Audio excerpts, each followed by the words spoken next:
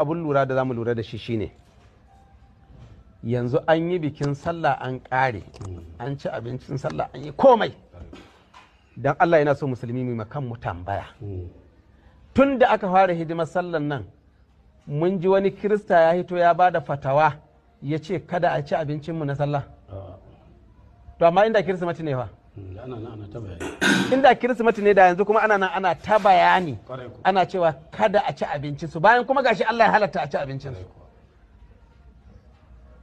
to ya kamata mu gane cewa ashe ba matsala ba ce ke akwai tsakanin musulmi da kirista na Najeriya ba mu da matsalar musulmi da kirista kawai wata kungiya ce masu ƙarya suna suke da matsala amma mu da kiristoci asalin musulmi mutanen kirki zanna muke da kiristoci lafiya lokaci yayi na biki in sallah ta yanzu ba mu san iya kiristan da ya ci abincin sallah ba haka in kirsimati ma ya zo ba mu san iya أعوذ بالله السميع العليم من الشيطان الرجيم بسم الله الرحمن الرحيم yabo da godiya da kirari sun tabbata ga Allah madaukakin sarki wanda duk Allah ya shirye da shi shine shiryayye wanda ubangiji ya batar da shi ba za ka taba samun mai shiryewa ba a gare shi Allah ka nuna mana tafarkin gaskiya ka ba mu ikon bi ka nuna mana tafarkin bata ka ba mu ikon kaurace masa in uwa a wannan lokaci haya dan masussuka ya kutsa cikin wani lamari wanda duk mai sauraron sa idan ya je ya san ina ya haya masussuka ya dosa magana ce ne ta kungilar nan dai da ya dauko wanda suke da haɗin gwiwa da yan bishara dole na su ga cewa sun bakanta wa al'ummar musulmi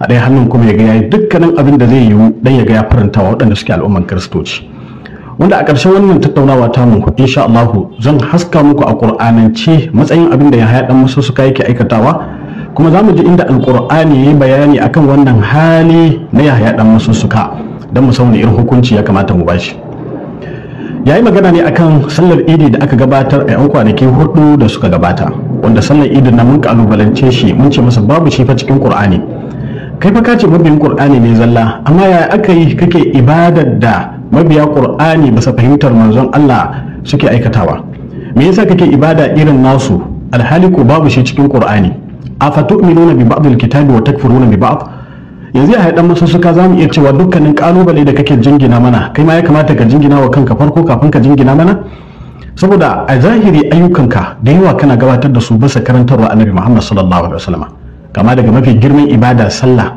sannan ga wannan sallah bana ma an ce ka sallaci sallah tare da mabiyanka abin da muke so mu sani shine wannan sallah a wani lokaci ake yi da safe ake yi ina aya cikin Qur'ani ko da maraice ake yi ina aya cikin Qur'ani aya nawa ake yin sallar idi ina aya cikin Qur'ani me ake karantawa a sallar idi ba mu ga aya ba cikin alqur'ani mai girma amma tare da haka ya haɗa masussuka ya sallaci sallah tare da mu mabiyansa da dama sun yi sallah tare da mu wasu ma har ta kai da sun yi lahiya wanda ya haɗa masussuka ko kaza ka sa masa a wuya sai ya faɗa inda ubangiji subhanahu wata'ala ya hukunta sallar idi ya haɗa masussuka ba zai iya faɗa ba yana kokari kawai wato wannan shine tsagwaron munafurci a wasu lokutan su nuna suna tare da ku a wasu lokutan kuma su nuna suna tare da munafikai su nuna suna tare da kafirai wa idza laqul ladina amanu qalu amanna idan suka gamu da mu'minai sai su ce muna tare da ku ba gashi muna yin sallah irin taku ba amma wa idza khalu ila shayatinihim idan suka kebance zuwa ga shedanun su qalu inna ma'akum inna ma nahnu mustahzi'una sai su faɗa musu cewa mun fa muna tare da ku ganin mu da kuka yi da mu'minai ai kawai warge muke musu isgilanci muke musu da wannan sak shine halin Yahaya dan masussuka wajen gabatar da addininsa so da dama wasu addinin wasu ayyuka da yake gabatarwa na ibada yana yin su ne bisa karantarwar sunna hatta tafsiri da yake yi tare da majabaki zaka ga cewa malaman sunna su ne suke yin wannan zaka ga shi Yahaya dan masussuka kuma yana kwaikwayon su a ɗaya hannun kuma yana zagin su yayi magana akan cewa su kristoci idan lokacin kirsimeti yayi mu musulmai sun yi tafatawa cewa abincinsu ya halasta ko bai halasta ba yayin da su kuma gashi lokacin sallah ya zo amma ba a ji su suna tabbatar cewa ya halasta su ci abincin sallah ko bai halasta su ci abincin sallah ba ya haɗa masu suka abin da muke son mu nuna maka shine kristoci ba su da fatawa na al'ummar musulmi ne hasali ma ahlul kitabi ubangiji subhanahu wata'ala ya nuna cewa ba sa ma umarni da kyakkyawan aiki ba sa hana mummunan aiki Allah ce lu'ina alladhina kafaru min bani isra'ila ala lisani dawud wa isa ibn maryam an tsine waɗanda suka kafirta cikin banu isra'ila a bisa harshen annabi isa da kuma annabi dawuda ubangiji ya faɗa mana dalilin da yasa aka tsine musu yace dalika bima asaw wa kanu ya'tadun sun kasance wato suna sabawa kuma suna ƙetare iyaka sai Allah ce kanu la yatanahuna an munkarin fa'aluhu, sun kasance ba sa hana mummunan aiki wato lokacin da ake aikatawa ko kuma so din suna aikata mummunan aiki. Wannan shine abin da Qur'ani ya faɗa akan Kiristoci. Don haka idan ba su hana junan su cin abincin mu ba alhali littafin su ya hana su, don kaga ba abin mamaki bane. Qur'ani ya faɗa mana cewa ba za su iya yin hakan ba, kuma hasali ma ba sa yin hakan. Balantana babu shi a cikin littafin su inda aka hana su ci abincin musulmai. Don haka su dan ba a samu wannan ba tattare da su, wannan ai ba wani abu ne mai matsala ba. Ya rage kuma mu al'ummar musulmi me yasa muke samun sabani akan cin abincin su? Abin da yasa muke samun sabani akan cin abincin su shine muna so mu yi aiki da aya da ubangiji yake cewa kuntum khayra ummatin ukhrijat lin-nas, kun kasance mafi alkhairin al'umma da aka fitar don mutane. Me yasa muka zama mafi alkhairin al'umma? Ta'muruna bil ma'ruf wa tanhauna 'anil munkar, kuna umarni da kyakkyawan aiki kuma kuna hana mummunan aiki, inji ubangiji subhanahu wataala. Duk wanda kaga ya hana cin abincin Kirsimeti so yake hana mummunan aiki, wanda ita ce kyakkyawan niyya da fata da ke cikin zuciyarsa. Duk wanda kuma ya halasta abincin Kirsimeti shi ma yana da abin da ya dogara da shi wajen ya ga cewa ya hana, saboda su al'ummar musulmi suna kokarin su ga sun tsamar da junansu daga fadawa cikin halaka.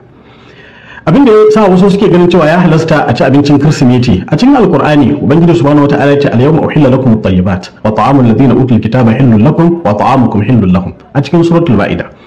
A yau aka halasta muku dukkan wasu daɗaɗan abubuwa. Allah ya ce abincin waɗanda aka ba su littafi gabaninku ya halasta gare ku, abincin su ma abincin ku ma ya halasta gare su. Da haka mu idan mun ba su abincin sallah Allah ya ce ya halasta mu ba su. Abincin su idan mun ci Allah ya ce ya halasta mana mu ci abincin su. A inda ake samun sabani wasu kuma sun suka dogara da aya cikin suratul an'am, wala ta'kulu mimma lam yuzkar ismullahi alayhi, kada ku ci daga abin da ba a ambaci sunan Allah ba a kansa. Don haka ya haɗa masu suka kaji hasali inda ake samun saɓani a cikin Qur'ani ne kowa ya dogara da hujja yake ganin cewa wannan shine daidai. Don haka idan kaji wasu sun ce a kar a ci, suna da abin da suka dogara faɗin ubangiji subhanahu wataala wala ta'kulu mimma lam yuzkar ismullahi alayhi, kada ku ci daga abin da ba a ambaci sunan Allah ba akai. Kiristoci ko idan suka zo yanka ba sa ambacin sunan Allah. Yayin da waɗanda kuma suke ganin ya halasta a ci, su kuma sun dogara ne da wannan aya cikin suratul Ma'ida. Wa ta'amul ladina utul kitaba hillun lakum wa ta'amukum hillun lahum. Da haka mu al'ummar musulmi ba muna yi ne saboda mu bakanta wa su Kiristoci ba, kuma ba muna yi ne waɗanda suke ganin ya halasta, wallahi ba suna yi ne don su faranta wa ire-iren kurai ba. Waɗanda suke ganin bai halasta ba suna yi ne don su bakanta muku rai ba ko munafikai, kuma ba suna yi ne don su bakanta wa Kiristoci rai ba. Suna yi ne domin dogaro da abin da ubangiji subhanahu wata'ala ya faɗa. Da haka suna da kyakkyawan niyya. Kai magana cewa Kiristoci an san su da zaman lafiya, to za mu duba mu leƙa cikin alkur'ani mai girma mu ga cewa shin za su kyale al'ummar musulmi su zauna lafiya? Mu dai al'ummar musulmi Allah ya karantar da mu zauna lafiya da su, har Allah ya ce lakum dinukum waliyad-din, ku yi riko da addinin ku, mu ma mu yi riko da addinin mu. Ubangiji ya nuna mana cewa la yanhaakumullahu 'anil ladina lam yuqatilukum, Allah bai hana ku ba game da waɗannan da ba su yaƙe ku ba fi dini a cikin addini, walam yukhrijukum min diyarikum, kuma ba su fitar da ku daga gidajen ku ba, an tabarruhum, ku kyautata gare su, wa tuqsitu ilaihim, kuma ku yi musu wato adalci. Allah yana son masu kyautatawa. Da haka muna zaune da su ne duba da waɗannan ayoyi, su je su yi addinin su namu. To amma kuma kai ka ba su shaidar cewa suna zaune lafiya da al'ummar musulmi. Mu koma cikin alkur'ani mu ga cewa shin alkur'ani ya goyi bayan maganar ka cewa suna zaune lafiya da mu, cewa sun za su kyale mu zauna lafiya? Alkur'ani bai goyi bayan wannan mummunar maganar taka ba, sai dai ko dai mu yarda da maganar ka mu kafirce wa alkur'ani, ko dai mu yarda da alkur'ani mu kafirce wa maganar ka. Allah ya ce wala yazaluna yuqatilunakum, ba za su gushe ba suna yakar ku hatta yaruddukum an dinikum in istata'u, har sai sun dawo da ku ga barin addinin ku idan sun sami iko akan haka. Allah yana faɗan wannan ne akan mushrikai wanda kristoci suna ciki. Ubangiji subhanahu wata'ala ya faɗa cewa wala tazalu tattariu ala qa'ilatin minhum, ba za ka gushe ba kana tsinkayar ha'inci tattare da su, suna ha'intar ka. Allah ce illa qalilan minhum, sai kaɗan daga cikin su, inji Ubangiji subhanahu wata'ala. Allah ya faɗa cewa la tublawunna fi amwalikum, lallai sai an jarrabe ku a cikin dukiyoyinku wa anfusikum da kuma rayukanku, wala tasma'unna min alladhina utul kitaba min qablikum wa min alladhina ashraku adan kaseera, kuma lallai za ku ji daga waɗanda aka ba su littafi gabaninku da waɗanda suke mushrikai, za ku ji cutarwa mai yawa. Allah ne ba da shaida cewa za mu ji cutarwa mai yawa daga bakin su, kuma lallai abinda Ubangiji ya faɗa haka ne. Lallai ko kullum sun ji cutarwa mai yawa daga bakunan Kiristoci da muke rayuwa tare da su a wannan lokaci.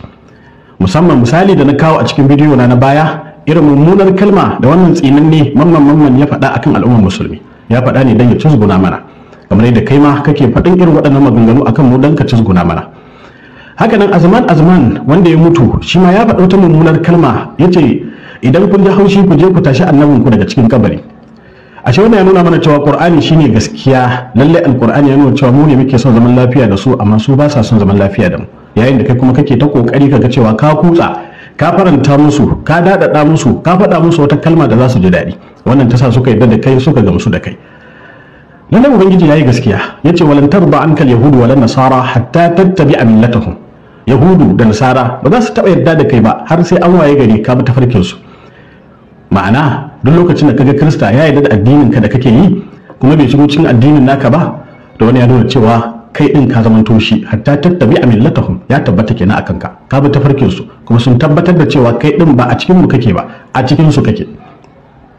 Waɗannan abubuwa da kake ya dan musu suka kama daga izgilanci da kalmar shahada da kuma bude kofa wa Kiristoci su tsokana addinin musulunci, da kuma abubuwa da kake faɗa wa Kiristoci suna jin daɗi domin sun tabbatar cewa rushe addinin musulunci kake yi. Ka ɗauki gatari ne kana taya su rushe ginin da manzon Allah sallallahu alaihi wasallam yayi. Za mu koma cikin Qur'ani mu ji masu aiki irin naka a wani bangare za mu saka su, a cikin mu'mine ko a cikin kafirai. Irin wannan jibinta da kake zuwa ga kafirai kullum so kake ga ka faɗa musu kalmar da za su ji daɗi don ka samu goyon bayan su wajen rushe addinin musulunci. Allah tuni ya riga da ya mana bayanan sa a cikin Alqur'ani. Ya faɗa game da munafukai, Allah ce tara kathiran minhum yatawallawna alladhina kafaru. Zaka ga da yawa cikin munafukai suna jibintar waɗanda suke kafirai. Ubangiji ya ce fataral ladina fi qulubihim maradun yusari'una fihim. Zaka ga waɗanda suke da cuta a cikin zukatansu suna gaggawa wajen kulla kawance da abota tsakaninsu da Kiristoci, tsakaninsu da kafirai kenan. Wannan shine sak abin da kake yi kai ya dan masussuka. Haka Ubangiji subhanahu wataala ya yi mana nuni zuwa ga wannan mummunar hali taka. Allah ya ce bashiril munafiqina bi anna lahum azaban alima. Kai bishara ga munafikai cewa suna da azaba mai radadi. Su wane ne? Allah ce alladina yattakhizuna alkafirina awliya min dunil mu'minina. Su ne waɗanda suke kokari su ga sun jibuntar da lamarin su, sun samu yardan su a wajen waɗanda suke kafirai, su kyale mu'minai. Alhali yaran mu ɗaya da kai. Muna furta kalmar Hausa, kai ma kana furta kalmar Hausa. Kana zaune a cikin al'ummar musulmai amma baka da wani aiki illa ka saka gatari ka rushe musulunci tun daga fundisho ɗinsa har zuwa ƙasa. Ubangiji ya faɗa cewa alam tara ilal ladina nafaqu yaquluna li ikhwanihim alladhina kafaru min ahli alkitabi. Shin baka ga waɗanda suke munafikai suna faɗa wa ƴan uwansu da suka kafirta cikin ahli alkitabi ba? Suna cewa la in ukhrijtum lanakhrujanna ma'akum, wallahi idan aka fitar da ku za mu fita tare da ku. Wala nuti'u fikum ahadan abadan, ba za mu yi biyayya ga wani ba cikin sha'aninku. Mu masu son zaman lafiya ne. Mu ba za mu bari a yake ku ba, mu ba za mu bari a yi muku kaza ba. Har ma suke cewa in qutiltum, in aka ce za a yake ku lanansurannakum, wallahi za mu taimake ku. Allah ce wato wallahu yashhadu innahum lakadibun. Allah ya shaida, yayi rantsuwa cewa su din makaryata ne. Wannan shine sak abin da ya haya dan masussuka yake yi, yaga cewa ya jibinci waɗanda suke kafirai don su kusance shi. Amma idan ba haka ba, ga abin da Allah ya dora maka ka faɗa musu. Qul ya ahlal kitabi ta'alu ila kalimatin sawa'in bainana wa bainakum. Ya ku ahlul kitabi ku zo mana zuwa ga wata kalma wacce za ta daidaita mu da ku. Kalmar nan shine Allah na'budu illallah, kada mu bauta wa kowa sai Allah. Kai da ya kamata ka rika fassara musu waɗancan ayoyi. Ubangiji subhanahu wata'ala da ya faɗa laqad kafara alladhina qalu inna allaha thalithu thalatha.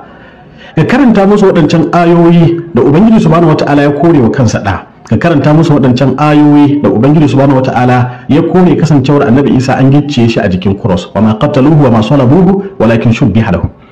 Amma ba waɗannan ayoyi muke ji kake faɗa musu ba, kullum abin da kake so ka faɗa musu shine abin da zai daɗaɗa musu rai.